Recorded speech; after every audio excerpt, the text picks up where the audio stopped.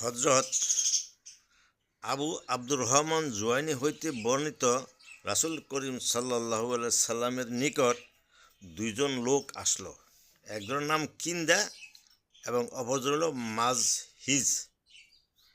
আসিয়া হুজুরের কাছে বসিল, জিজ্ঞাসা করিল, তোমরা কি জন্য আসিয়াছ? এ বলিল, আমরা আপনার নিকট বয়াত হইতে আসিয়াছি। যখন এই কথা শুনলেন, আল্লাহর রসুল সাথে সাথে তাদেরকে বলিলেন, বসো। তাদের হাত দুইটা আল্লাহ রাসূলের বুকে জড়ালেন এবং বললেন, হে আল্লাহ রাসূল, যে ব্যক্তি আপনার সহিত সাক্ষাৎ করিল, আপনার উপর ঈমান আনিল, আপনাকে সত্য বলিয়া স্বীকার করিল এবং আপনার অনুসরণ করিল, বলুন সে কি পাইবে? তিনি ইরশাদ করিলেন, তাহার জন্য মোবারক হোক, মোবারক হোক। ইহা শুনিয়া সেই ব্যক্তি বরকত লওয়ার জন্য তাহার হাত মোবারকের উপর নিজ হাতে বুলাইল এবং বায়াত হইল।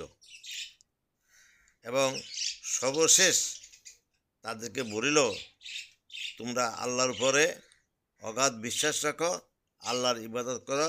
উক্ত ব্যক্তি হাত মোবারক হইতে নিজের হাতে বুলাইল, তাতে তারা বায়াত হইল এবং হুজুরের নিকট হইতে চলিয়া গেল।